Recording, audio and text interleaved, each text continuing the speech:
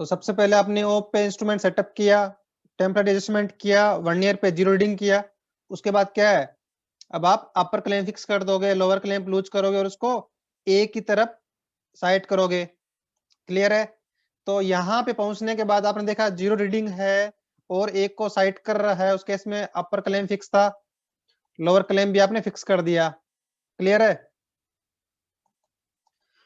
अब क्या करना है, अपर क्लैंप को आपको लूज करना है और ए टू बी मूव करवाना है टेलीस्कोप को। जब आप बी को परफेक्टली साइड करो तो आपको टेंजेंट स्क्रू भी यूज करना पड़ेगा बी के पास पहुंचने के बाद, ताकि बिल्कुल फाइनली बाइसेक्ट करे उसको ना, मूवमेंट फाइन हो स्मॉल मूवमेंट के लिए। फिर वहां जाके क्या करोगे आप लोग, अपर क्लैंप को भी फिक्स कर दोगे। अब आपने अपर क्लैंप भी फिक्स कर दिया। क्लियर है? बी पे पहुंच के लोअर क्लैंप तो था ही फिक्स आपका। देखो मैं डायग्राम दिखा रहा हूं, यहाँ पे क्या, जब स्टार्ट कर रहे हो तो लोअर क्लैंप फिक्स है, अपर क्लैंप आपका लूज है, कर दिया आपने। फिर स्टार्ट की रीडिंग देखना। तो पहले केस में आपका ये हुआ, जब आप ए को साइड कर रहे थे, 0 रीडिंग थी, तब आपने क्या किया, लोअर क्लैंप फिक्स किया, बाद में अपर क्लैंप लूज किया और इसको मूव करवाया टेलीस्कोप को। जब बी पे पहुंचे तब आपने क्या किया, अपर क्लैंप को भी फिक्स कर दिया। तो कुछ रीडिंग आई है आपकी 1 ईयर के अंदर, मीन्स क्या, वो एंगल एओबी एंगल है। मान लो कि इनिशियली सब रीडिंग हम फेस लेफ्ट के साथ ले रहे हैं हम लोग।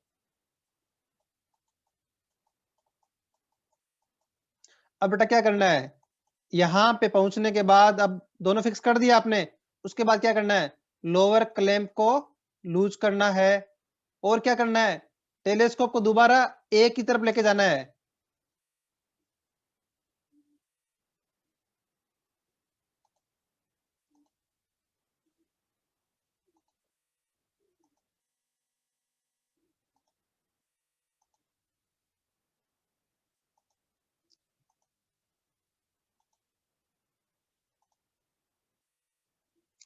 टेलीस्कोप को दोबारा बेटा एक की तरफ लेके जाना है।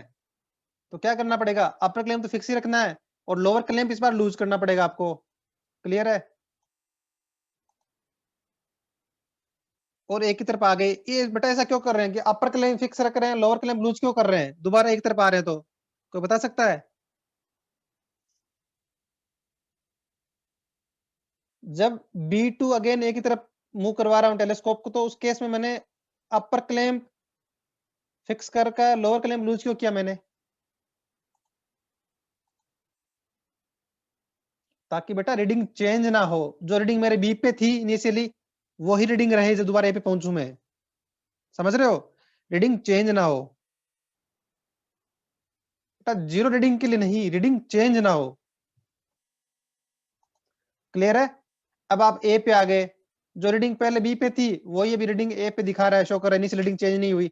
अब क्या करोगे, यहां पहुंचने के बाद दोबारा आप लोअर क्लैंप फिक्स कर लोगे, अपर क्लैंप लूज कर लोगे, फिर again A to B move करवाओगे टेलीस्कोप को। तो अभी क्या होगा, रीडिंग और कुछ बढ़ जाएगी, रीडिंग आपकी बी पे जब पहुंचोगे आप।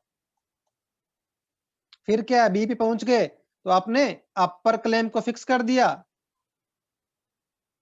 अब वापिस आपको बी टू ए जाना है विद सेम रीडिंग। तो क्या करोगे बेटा, लोअर क्लैंप को लूज कर लोगे, अगेन बी टू ए आ गए, ए को साइड कर रहे हो। तो मीन्स क्या, ये प्रोसेस आपको रिपीट करना है। ए टू बी गए, रीडिंग कुछ वेरी करी, यहाँ पे फिर आपने अपर क्लैंप फिक्स कर लिया, लोअर क्लैंप लूज किया, मीन्स क्या है, वापस ए को साइड किया। मीन्स क्या है, जो रीडिंग बी पे थी इनिशियली, एग्जाम्पल के लिए मान लो यहाँ पे रीडिंग 0 0 है, रीडिंग सब कुछ सब 0 degree 0 minute 0 second example initially. जब आपने बी को साइड किया, रीडिंग मान लो आई आपकी 12 डिग्री 30 मिनट 0 सेकंड आई। अब आपने क्या किया है, अपर क्लेम को फिक्स कर लिया, लोअर क्लेम लूज किया, दोबारा ए को साइड कर रहे हो। तो मीन्स क्या, रीडिंग क्या रहेगी, चेंज नहीं होगी। रीडिंग क्या है, 12 डिग्री 30 मिनट 0 सेकंड। अगेन फिर आपने लोअर क्लेम फिक्स कर लिया, अपर क्लेम लूज करके मूव करवा रहे हो। रीडिंग क्या होनी चाहिए, अगर एंगल सही है तो 24 degree 60 minute, means 25 degree, you can say directly 25 degree 0 minute 0 second आ गई। अगेन क्या करोगे आप, लोअर क्लेम को लूज करोगे, अपर क्लेम फिक्स रखोगे, फिर वापस एक की तरफ साइड करोगे और रीडिंग क्या रहेगी वहां पे 25 डिग्री। फिर again A to B move करोगे तो रीडिंग कितनी होनी चाहिए, ऐड कर दो इसमें 37 डिग्री 30 मिनट 0 सेकंड। समझ रहे हो मैं क्या कर रहा हूँ, रिपीटेशन हो रहा है। एक बार एंगल मेजर किया, अगेन अगेन। तो बेटा ये एक एग्जांपल मैंने समझा दिया कि रिपीटेशन मेथड में कैसे क्या हो रहा है। क्लियर है? तो आपने क्या देखा कि आपने फेस लेफ्ट के साथ रीडिंग ली है कुछ। सिमिलरली क्या करना है बेटा, आपको फेस राइट के साथ रीडिंग लेनी है बेटा। मान लो कि आपने फेस लेफ्ट के साथ 3 रीडिंग ली, एग्जांपल ना, आपने 3 रीडिंग लिया फेस लेफ्ट के साथ में, 3 रीडिंग आपने फेस राइट के साथ लिया है, मींस रिपीटेशन। तो टोटल एंगल कितना हो गया जब मैं फेस लेफ्ट की बात कर रहा हूं, 0 से स्टार्ट किया, 0 से 12 degree 30 minute, again 25 degree, again 37 degree, ठीक है 30 मिनट। तो क्या total angle divide by number of repetition, 3 repetition किए थे मैंने लेफ्ट में, similarly total angle divide by number of repetition in with right face. बिल्कुल सही है, राइट डिवाइड करेंगे नंबर ऑफ रिपीटेशन से, तो हमारे पास वो एंगल आ जाएगा। एंगल कितना था फेस लेफ्ट में, फेस राइट में, और दोनों का एवरेज क्या होगा, मीन एंगल, मतलब जो आपकी एवरेज वैल्यू की एंगल होगी फेस लेफ्ट वाले की एंड फेस राइट की। अब आप बोलो सर ऐसा क्यों कर रहे हैं, रिपीटेशन करने की जरूरत क्या है। रिपीटेशन बेटा इसलिए कर रहे हैं कि हमारी जो एरर है ना, एरर को मिनिमाइज करने की कोशिश कर रहे हैं। कि मान लो कि आपने एंगल एओबी मेजर किया, तो आपने कुछ इसमें कुछ एरर कर दी, कोई ह्यूमन एरर, यू कैन से पर्सनल एरर हो गई कुछ ना कुछ। तो जब आप बार बार करोगे ना, तो हो सकता है कुछ केस में आपकी एरर आए, कुछ केस में एरर ना आए। अब आप इनका एवरेज ले रहे हो, और यू कैन से डिवाइड बाय रिपीटेशन कर रहे हो, तो क्या कि वो एरर डिवाइड हो जाएगी 3 के अंदर, तो एरर मिनिमाइज हो रही है, एरर को कम कर रहे हो। तो क्या है कि एक्यूरेसी बढ़ा रहे हो आप। क्लियर है? तो ऐसे मेजर करना है angle AOB with repetition method, पहले फेस लेफ्ट के साथ करना है, सिमिलरली उतनी रीडिंग फेस राइट के साथ करना है। दोनों का जो मीन वैल्यू होगी, एवरेज होगी, वो आपका एंगल एओबी को इंडिकेट करेगी आपकी।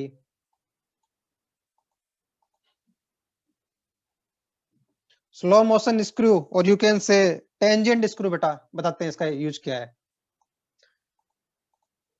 इससे काफी बता चुका हूं कि फाइन मूवमेंट, फाइन मूवमेंट से बेटा मतलब क्या है, कि जैसे मान लो कि आपने, आप जब ए से बी की तरफ मूव करा रहे हो टेलीस्कोप को, जब आप बी के, तो जब आप टेलीस्कोप को पूरा मूव करवा रहे हो, तो उस केस में क्या है कि ये मान लो आपकी रेंजिंग रोड है, तो इसको बिल्कुल साइड कर रहे हो, तो उस केस में क्या है कि बिल्कुल जब आप टेलीस्कोप मूव करवा रहे हो, तो क्या है कि वो या तो इसके लेफ्ट में आ रही है, राइट में चली जा रही है, थोड़ा सा मूव करवाने पे कंट्रोल में नहीं है आपकी मोशन, या फाइन मूवमेंट नहीं है। तो उस केस में क्या करोगे आप, अपर क्लैंप को एग्जांपल फिक्स कर दिया, आप क्या करोगे, जो आपका टेंजेंट स्क्रू, अपर टेंजेंट स्क्रू, उससे मूव कराओगे, ताकि जो आपका यहाँ पे था एग्जाम पहले लाइन, अभी आपकी बिल्कुल स्लोली मूव हो, यहाँ पे साइट हो, तो बिल्कुल फाइन मूवमेंट चाहिए, यू कैन से। अगर आप नॉर्मली टेलीस्कोप को मूव करवाना चाहोगे, तो उसमें केस में क्या है कि आपकी मूवमेंट लार्जर अमाउंट में होगी। जितना आपको फाइन मूवमेंट चाहिए, जब बी को साइट करे, जब बी के बिल्कुल पास में पहुंच गए आप, लाइन ऑफ साइट आपकी ओबी के अलोंग पहुंच रही है, तो उस केस में क्या आपको टेंजेंट स्क्रू की हेल्प से साइट करना चाहिए, ताकि आपका बिल्कुल बाइसेक्ट करे, फाइन मूवमेंट हो उसकी। तो करेक्ट है।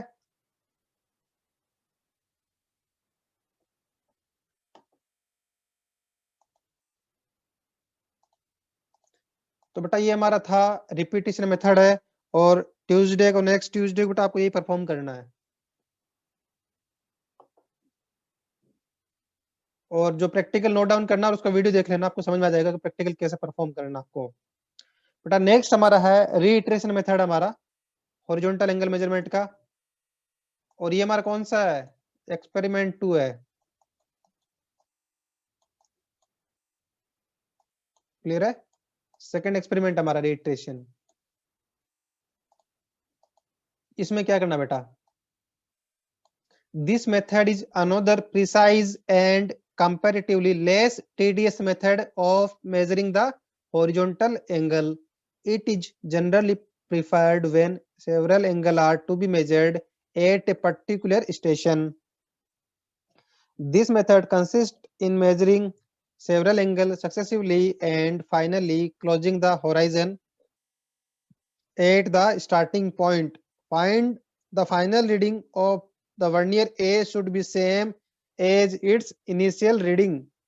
बेटा दो टर्म आई यहाँ पे ना, क्लोजिंग द होराइजन, ये ध्यान रखना है, सर्वे में कभी टर्म आए इसका मतलब क्या होता है,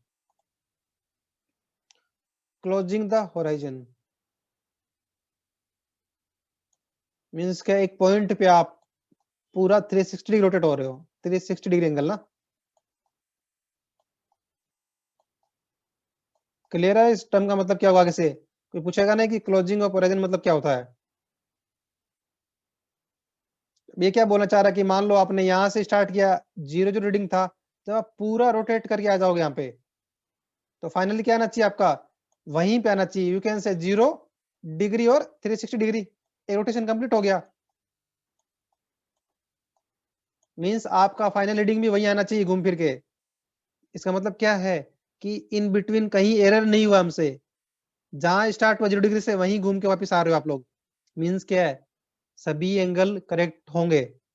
अगर कुछ एरर होगी तो एरर को हम लोग इक्वली डिवाइड कर देंगे सभी एंगल के अंदर, तो उससे क्या होगा, हमारा एरर डिस्ट्रीब्यूट हो जाएगा, तो हमें more you can say precise हमें रिजल्ट मिल जाएंगे। तो प्रोसीजर क्या है बेटा, suppose it is required to measure the angle AOB, angle BOC and angle COD, ये angle BOC, you can say BOD and DOC angle measure करना है।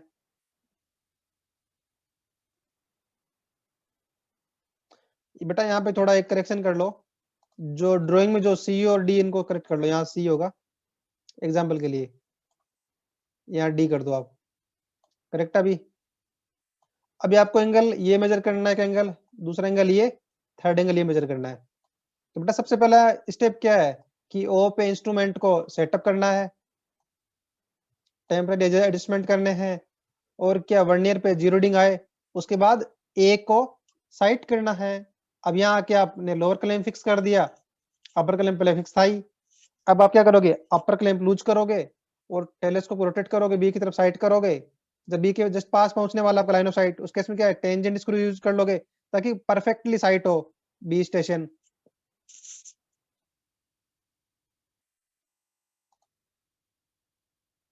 क्लियर है। फिर क्या बोला गया आपसे,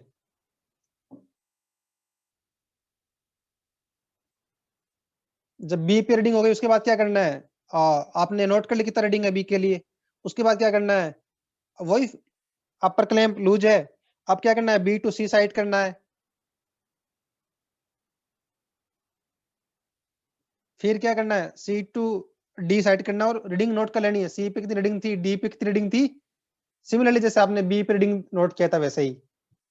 और फाइनली क्या करना है, कंप्लीट रोटेशन करना है। अब क्या करना है, C to A की तरफ आपको रोटेट करना है इसको,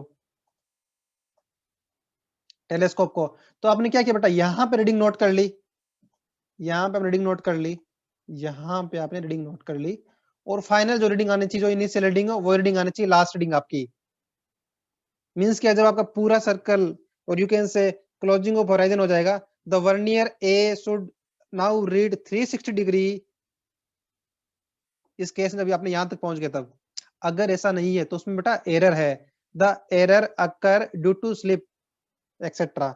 if the error is small it is equally distributed among the several angles. If large, the reading should be discarded and the new set of reading be taken. अब क्या बोल रहा है, अगर आपका यहाँ 360 परफेक्ट आता है रीडिंग लास्ट में, मींस क्या कोई एरर नहीं है।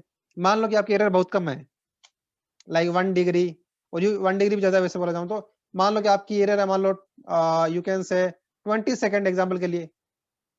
जब आप ए पे पहुंचे तो आपका रीडिंग जो था उसमें एरर थी 20 सेकंड। तो अब क्या करना है, 20 सेकंड को सभी में डिवाइड करना है, सभी एंगल में इक्वल डिवाइड कर दो आप लोग।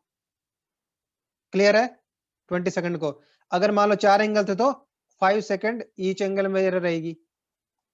अब यही क्या बोल रहा, मान लो ये एरर आपकी होती 10 डिग्री के आसपास, लार्ज एरर होती ना, 10 डिग्री एरर हो रही है आपकी इसमें, तो उस केस में क्या करोगे, इस रीडिंग को डिस्कार्डेड कर दोगे और क्या करोगे, नया रीडिंग लोगे स्टार्टिंग से पूरा, मीन्स कि आपने ज्यादा एरर कर दी कुछ। क्लियर है सभी को? तो बेटा वो आपका था रीइटरेशन मेथड। तो बेटा सभी को क्लियर है, repetition method and reiteration method?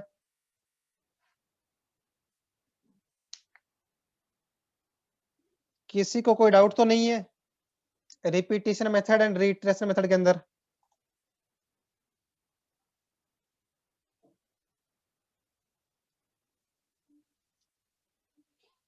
चलो हमने हॉरिजॉन्टल एंगल मेजरमेंट सीख लिया जनरल मेथड से, रिपीटिशन मेथड से, रीट्रेशन मेथड से। अब हम लोग बात करेंगे वर्टिकल एंगल मेजरमेंट की। तो इस केस में क्या करना है, मान लो कि कोई वर्टिकल पॉइंट है इस लाइन में, पॉइंट ए, पॉइंट बी, और यू कैन से सिंपली ये आपका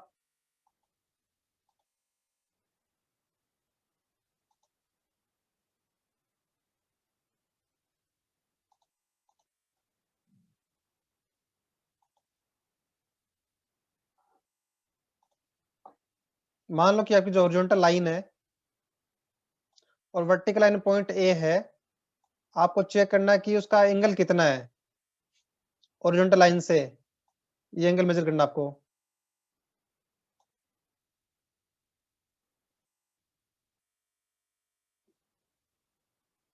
तो सबसे पहले क्या करोगे, आपने ओ स्टेशन पे आपने इंस्ट्रूमेंट सेटअप किया, टेम्परेचर एडजस्टमेंट किया, और टेलीस्कोप जब हॉरिजॉन्टल है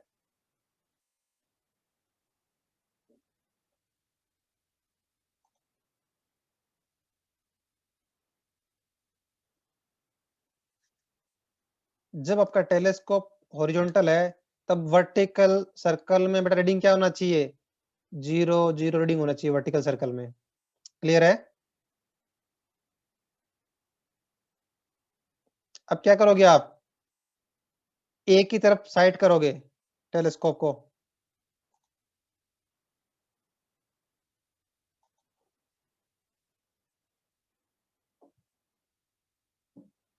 ए की तरफ चाहे एलिवेशन है और बी की तरफ बोले तो चाहे डिप्रेशन हो। तो एलिवेशन अगर ए का एंगल मेजर करना है तो ऊपर की तरफ इसको साइड करोगे पॉइंट को। सिमिलरली अगर बी की तरफ साइड करना है तो डिप्रेशन में होगा। तो क्या a vertical angle is an angle between the inclined line of sight and the horizontal. It may be an angle of elevation और depression according as the object is above और below the horizontal plane. Clear? तो इसमें different 3 case दे रखे हैं आपको, A B. Clear है? ए ऊपर और बी नीचे हो। सिमिलरली ए और बी दोनों एलिवेशन पे हो तो टोटल एंगल एल्फा हमें एंगल निकालना है, मान लो कि ये एंगल निकालना है, या यू कैन से ए का एंगल निकालना है, बी का एंगल भी निकालना है। तो डिफरेंट केसेस है बेटा वर्टिकल एंगल के। मान लो ये वाला केस हो आपका, अगर इसमें मान लो मैं एंगल निकालना हो, ए ओ बी एंगल निकालना है, तो टोटल एंगल एल्फा माइनस ये एंगल बीटा माइनस कर दोगे तो हमारे पास ये एंगल आ जाए, कितना एंगल रहेगा। तो डिफरेंट केसेस है वर्टिकल एंगल के। और वर्टिकल एंगल मेजर कैसे करना है, to measure the vertical angle of an object at station O, set up the theodolite at station O, और उस पर टेम्पररी एडजस्टमेंट करना है और 0 रीडिंग में सेट करनी है। उसके बाद क्या है, bring the bubble of altitude level in the central position by using clip screw. The line of sight is thus made horizontal and vernier still read 0। क्यों? अपर क्लैंप फिक्स करके हमने। Lose the vertical circle clamp screw and direct the telescope towards the object A and sight it exactly by using the vertical circle tangent screw. Read the both vernier on the vertical circle. The mean of the two vernier readings gives the value of required angle. Change the face of the instrument and repeat the process. The mean of the two vernier readings give the second value of the required angle. The average of the two values of the angle thus obtained is the required value of the angle free from instrumental error. मान लो आपको angle measurement करना था ये, जब आपका line of site horizontal है, 1 year में 0 reading है और आपका लेवल ट्यूब भी सेंटर में शो कर रहा है इस केस में। अब आप क्या कर रहे हो, वर्टिकल क्लैंप लूज करना है और इसको रोटेट करवाना है। मीन्स क्या, लाइन ऑफ साइट जब ओ ए के अलोंग हो, तो उस केस में क्या रीडिंग आई, हमने पहले रीडिंग ले ली फेस लेफ्ट के साथ में, अगेन एक रीडिंग में ले ली फेस राइट के साथ में एंगल मेजरमेंट की। दोनों का जो मीन वैल्यू हो क्या कहलाएगा, आपका जो वर्टिकल एंगल की वैल्यू देगा।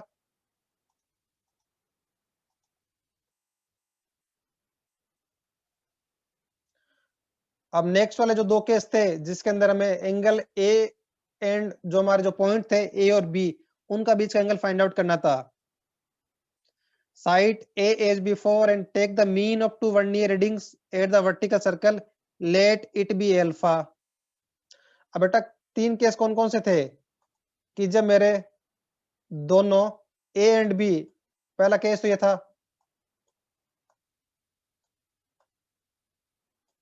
क्लियर है, आपने ये एंगल मेजर कर लिया, फेस लेफ्ट फेस राइट के साथ उससे एवरेज ले लिया, उससे बोल दिया अल्फा। सिमिलरली ये एंगल मेजर कर लिया, फेस लेफ्ट फेस राइट के साथ इसको बीटा बोल दिया। दोनों ऐड कर दोगे तो आपके पास अल्फा प्लस बीटा आ जाएगा, अगर केस आपका ये बन रहा तो। एक केस कौन सा था, ये केस बन रहा है एग्जांपल आपका, ये एंगल आपका अल्फा था। अल्फा क्या है, फेस लेफ्ट फेस राइट का रीडिंग का मीन वैल्यू था। बीटा बेटा ये similarly face left face right का मीन वैल्यू था। ये आपका ए पॉइंट था, बी पॉइंट था। मैं आपसे पूछूं एंगल ये क्या होगा, ए और बी एंगल क्या होगा, you can directly say sir angle A minus angle B इस केस में।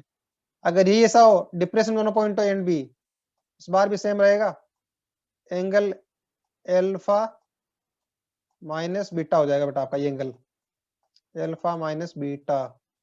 तो क्लियर है।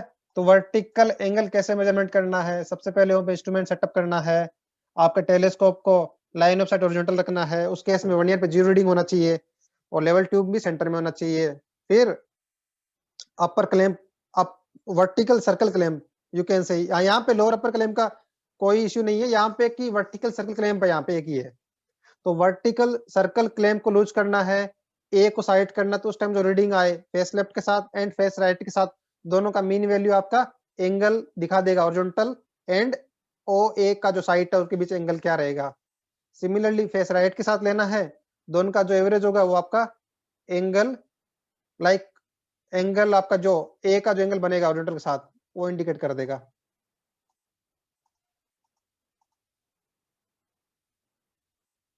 नेक्स्ट आपका टॉपिक है बेटा मेजरमेंट ऑफ डिफ्लेक्शन एंगल। अब डिफ्लेक्शन एंगल क्या होता है, इसे मेजरमेंट कैसा करना है, हम देख बेटा बिल्कुल छोटे टॉपिक है दोनों, deflection angle and direct angle. हम लोग इसको आज रीड कर लेते हैं, नेक्स्ट टाइम हम नया टॉपिक शुरू करेंगे हम लोग। तो सबसे पहले आपका डिफ्लेक्शन एंगल, डिफ्लेक्शन एंगल होता क्या है, a deflection angle is the angle which a survey line make with the prolongation of the preceding lines. It is designated as right or left according as it is measured to the clockwise or anti-clockwise from the prolongation of the previous line. It value may vary from 0 to 180 degree.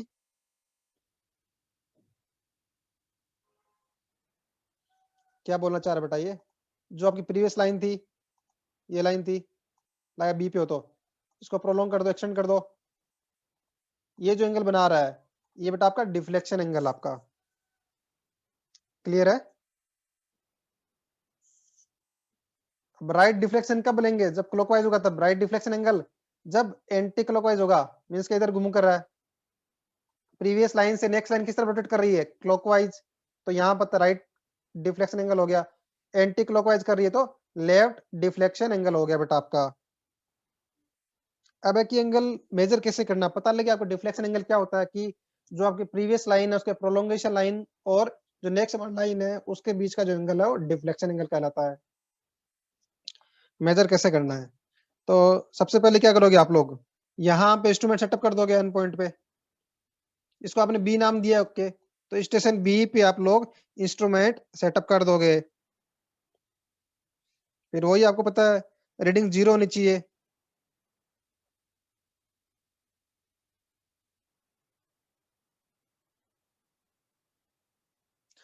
अब आप क्या करोगे, P को, अब आपके case में क्या, जब आपने बी पे इंस्ट्रूमेंट सेटअप कर दिया, टेम्परेचर एडजस्टमेंट कर दिया, उसके बाद क्या है, आपको बैक साइड लेना है एग्जांपल। तो आपने जो 2 वर्ड सीखा था वहां पे, तो बेटा मुझे तो बता दो कि प्लंजिंग का मतलब क्या था वहां पे। एक हमने टर्म सीखा था थोड़ा लाइट के अंदर, प्लंजिंग।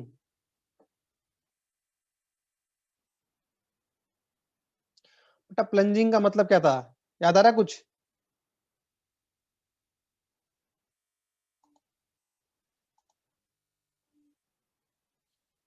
प्लंज करना, और कुछ क्लियर होता होता, रोटेशन। और कोई स्टूडेंट, प्लंजिंग का मतलब क्या था?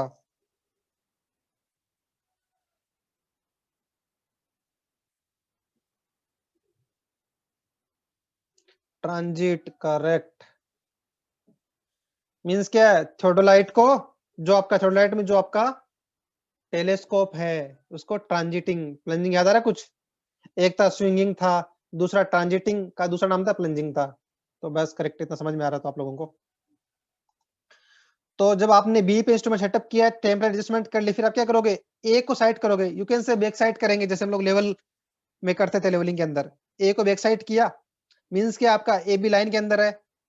अब इसको क्या करोगे, टेलीस्कोप को प्लंज कर दोगे या ट्रांजिट कर दोगे, तो मींस क्या, वो इस तरफ शो करेगा, जो आपका लाइन ऑफ साइट है। क्लियर है आपकी? जब आपने ए को साइड किया, उस टाइम रीडिंग 0 0 थी, फिर आपने क्या किया बेटा, आपने ट्रांजिट कर दिया, मींस क्या, टेलीस्कोप को प्लंज कर दिया आपने, रोटेट कर दिया 180 से। क्लियर है? इसका मतलब क्या है, अभी भी आपका रीडिंग उतना ही 0 0 रीडिंग है, और इस तरफ आप आ गए प्लंज के बाद। उसके बाद क्या है, इसको आपको नेक्स्ट पॉइंट मान लो सी पॉइंट है, नेक्स्ट पॉइंट सी है। तो जब आपने यहां से यहाँ रोटेट किया, तो जो रीडिंग आई, इसके अंदर, किसके अंदर, हमारे वर्नियर के अंदर बेटा, तो वो रीडिंग क्या होगी, डिफ्लेक्शन एंगल को शो करेगी रीडिंग बेटा आपकी वो। तो क्लियर है? वैसे आप फेस लेफ्ट फेस राइट दोनों रीडिंग ले लोगे, उसका एवरेज ले लोगे, तो वो आपका deflection angle at B, that's R1, you can say, उसकी वैल्यू आ जाएगी। तो अगर एक बार आपने एंगल मेजरमेंट सीख लिया ना, कि हॉरिजॉन्टल एंगल या वर्टिकल एंगल मेजर कैसे करते हैं, तो उसके बाद आप लोग डिफ्लेक्शन एंगल या direct angle easily find out कर सकते हो। तो क्लियर है सभी को, डिफ्लेक्शन एंगल क्या होता है, कैसे मेजर करना, या एक टर्म काम आती, प्लंजिंग।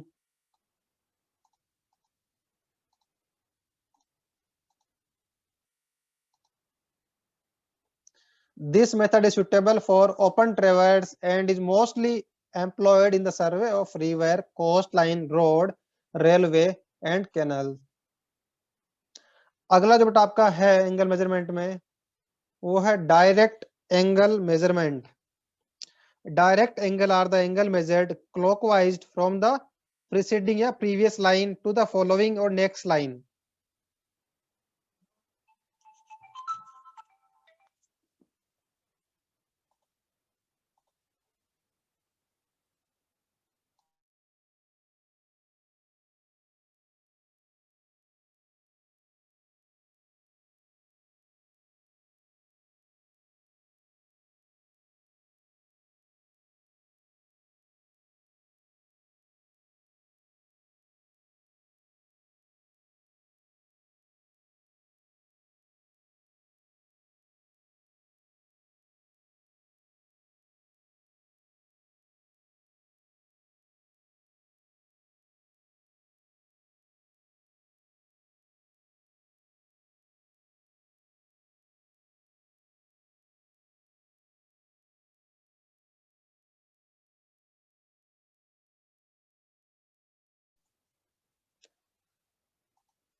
तो बेटा डायरेक्ट एंगल क्या था आपका, direct angle are the angle measured clockwise from the previous line to next line.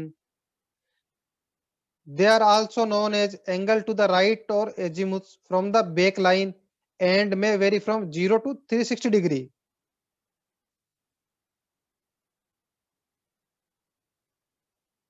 देखा आपने, previous line to next line, और बेटा केवल क्लॉकवाइज डायरेक्शन में आपके ये जो डायरेक्ट एंगल है।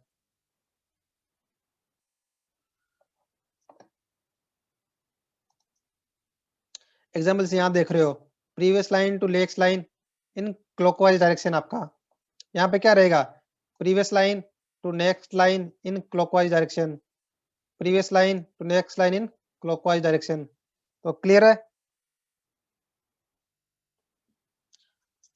मान लो कि आपको ये एंगल मेजरमेंट करना है, ये एंगल, तो आप क्या करोगे, इंस्ट्रूमेंट को आपने सेटअप किया,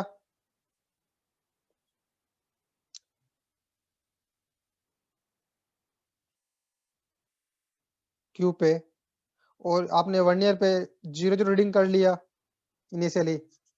अब आपने लोअर क्लेम को क्या बोलते हैं, लूज कर दिया। फिर आपने जो प्रीवियस स्टेशन इसको TS1 दे दो, इसकी तरफ साइड किया आपने। क्लियर है। उसके बाद क्या है, अपर क्लेम और लोअर क्लेम। यहाँ पे आपने लोअर क्लेम को फिक्स कर देंगे अब, और अपर क्लेम को लूज करेंगे, और यहाँ पे हमारा जो टेलीस्कोप का साइट है वो टुवार्ड्स, इसको बी नाम दिया, टुवार्ड्स बी लेके जाएंगे। क्लियर है। तो इस टाइम जो रीडिंग आएगी वो रीडिंग किसको शो करेगी,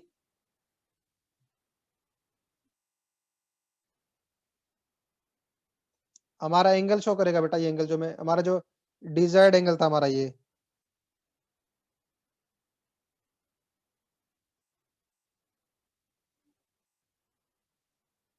तो क्लियर है सभी को।